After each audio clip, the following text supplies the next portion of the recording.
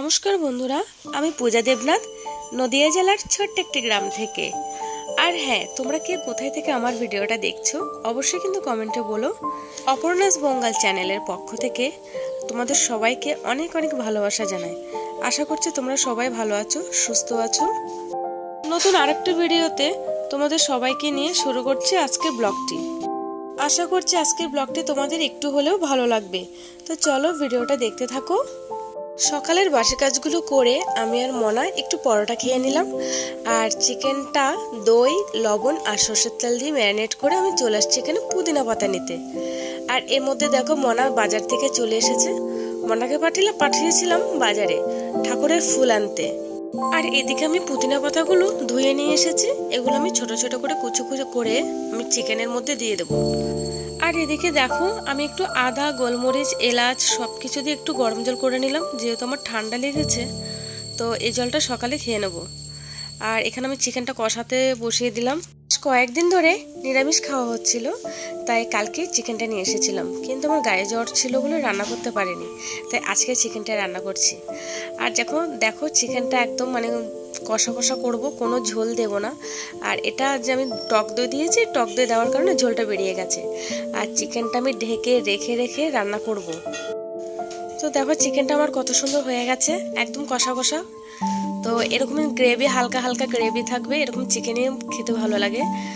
তো আমি এখান থেকে দুটো লেগ পিস, বড় বড় লেগ পিস দুটো, আর দুটো পিস আলু আর একটু গ্রেভি আমি তুলে রেখে দেবো। তুলে এটা আমি ফ্রিজে রেখে দেবো। তো কেন রাখবো সেটা অবশ্যই তোমরা পরের ভিডিওতে দেখতে পারবে। আর যেহেতু আমি আর মনা দুজন মানুষ, আমাদের এতটা চিকেন লাগবে না, তো সেজন্য 2 পিস লেগ আর 2 পিস আলু আর একটু গ্রেভি আমি রেখে দিয়েছি। তো সেটা তোমাদের সাথে অবশ্যই পরে শেয়ার করব।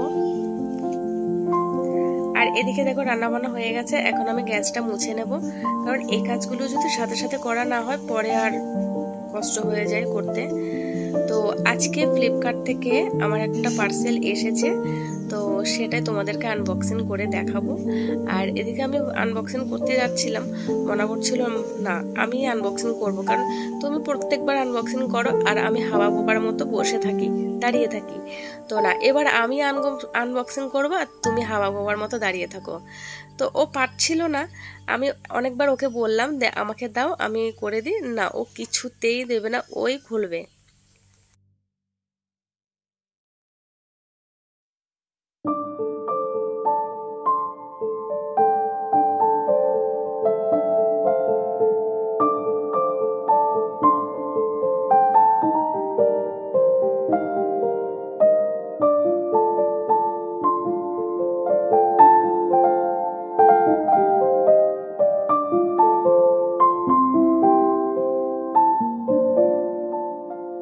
তো দেখতে পাচ্ছ এগুলোই অর্ডার করেছিলাম ফ্লিপকার্ট থেকে।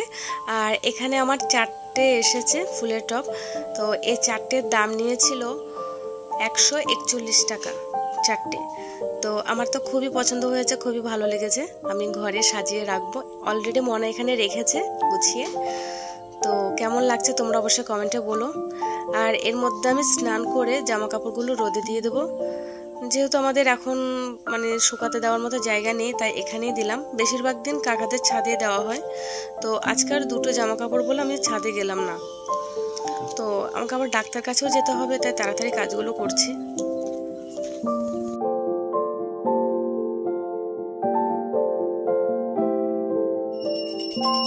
এর ফাঁকে মনা স্নান করে পুজোটাও দিয়ে দিল।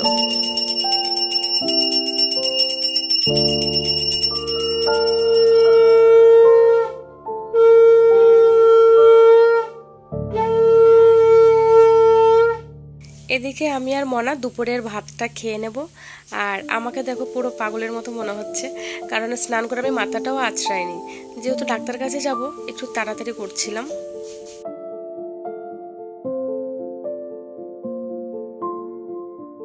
দুপুরবেলা ছাদে এসে হঠাৎ আমার মাথায় বাড়ি, এ কি অবস্থা।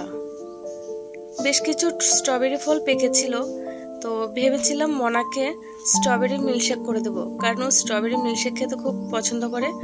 তো আমি ভাবলাম যে আরও 2-1 দিন যাক, কারণ ভালো করে পাকুক। তো দেখো সকালেও দেখেছিলাম ভালো, আর এখন পাখিতে কি হাল করেছে বিশ্বাস করো, মনটা খুব খারাপ হয়ে গেল। মানে বড় বড় স্ট্রবেরিগুলো খেয়ে নিল। এখন অবধি আমরা এখনো ভালো করে স্ট্রবেরি খেতে পারিনি, কারণ এর আগে কয়েকটা পেকেছে, ভাই বা মনা একটা খেয়েছিল, ভাই খেয়েছিল, সবাই একটা একটা করে খাওয়া হয়, একটা একটা করে পাকে। আর আজকে বেশ 4-5টা মতো পেকেছিল, তো আমি ভাবলাম হ্যাঁ মনার জন্য একটা স্ট্রবেরি মিল্কশেক হয়ে যাবে। তো সেটাও হলো না, দেখো কত বড় স্ট্রবেরিটা পাখিতে খেয়ে নিল। তো দেখা যাক এরপরে কেমন হয়। আর এদিকে দেখো আমি গাড়িতে উঠে গেছি একদম রেডি হয়ে, কারণ বললাম না ডাক্তার কাছে যাব, তো একদম রেডি হয়ে বেরিয়ে পড়েছি।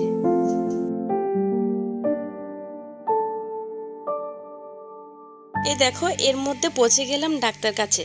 আমি ডাক্তার দেখাতে এসেছি বাতকুল্লা। হ্যাঁ, বাতকুল্লা ডাক্তার দেখাতে এসেছি, কারণ আমার শরীরটা তোমরা হয়তো জানো অনেক দিন ধরে খারাপ, মানে ঘাড়ে যন্ত্রণা। তো প্রবলেমটা কি সেটাই আর কি, মানে একদমই টিকে থাকার মতো না, এতটাই যন্ত্রণা হচ্ছে, আমি কোনো মতে কাজ করতে পারছি না। আর এদিকে আমার সাথে এসেছে পিসি, আর এদিকে দেখো বাবু এসেছে, আমার ভাইয়ের ছেলে। তো ওর অবস্থা দেখো, ও তো কিছুতেই স্বস্তি নেই।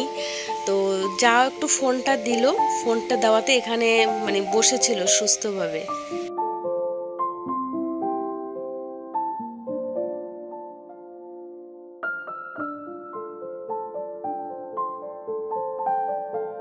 ডাক্তার দেখানো হয়ে গেছে, কিছু এক্সরে আর ব্লাড টেস্ট করে নিয়েছি, রিপোর্টগুলো এসে পরের দিন নিয়ে যাব। আর আমি ওষুধগুলো নিয়ে নেবো এখান থেকে। বাড়িতে এসে সোজা চলে এসেছি মেলাতে। আর কারণ মনা ভাই, ভাইয়ের বউ, বোন সবাই রেডি হয়েছিল। আমি আসার পরে সোজা মেলাতে এসেছি। আর মেলা একদম আমাদের বাড়ির পাশেই।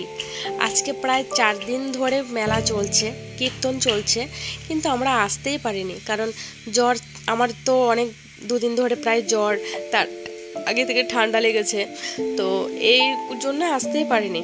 তো আজকে আসলাম। আর দেখো মেলায় এসেছি, টুকটাক কেনাকাটাও করছি। ইচ্ছে তো করে বলো অনেক কিছু কিনি, অনেক কিছু, বাট সেটা হয়ে ওঠে না আর্থিক অবস্থার কারণে। তো আমাদের মতো মধ্যবিত্ত ফ্যামিলির মানুষদের সবসময় 1 টাকা খরচ করতে গেলেও 1000 ভার ভাবতে হয়। তো আমি যে জিনিসগুলো কিনবো এখান থেকে খুব বেশি না, কি কিনেছি সেটা তো তোমাদের সাথে অবশ্যই শেয়ার করব।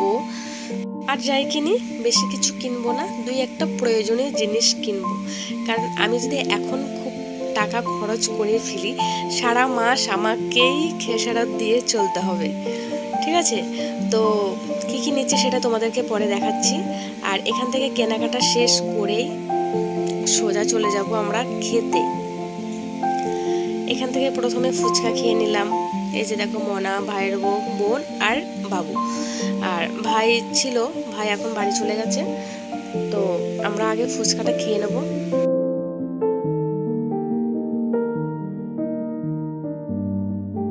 তারপরে একটু কীর্তনে বসেছিলাম, এখানে লীলা কীর্তন হচ্ছিল। আর সবাই তো বসতে চাচ্ছিল না, তাহলে না একটুখানি বসি, কীর্তনে এসেছি।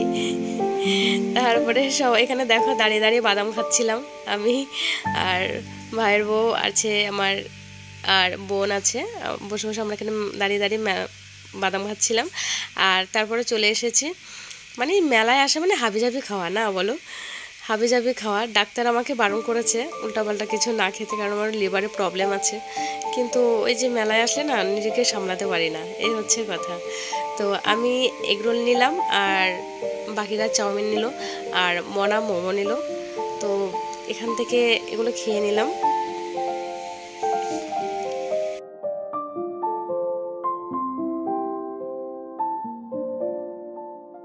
তো বন্ধুরা, প্রতিদিনের মতো আজও তোমাদের এই কথাটিই বলবো, যদি তোমাদের আমার ভিডিওগুলো ভালো লেগে থাকে তাহলে অবশ্যই লাইক কমেন্ট করো, আর প্লিজ আমার চ্যানেলটিকে সাবস্ক্রাইব করে আমার পাশে থেকো।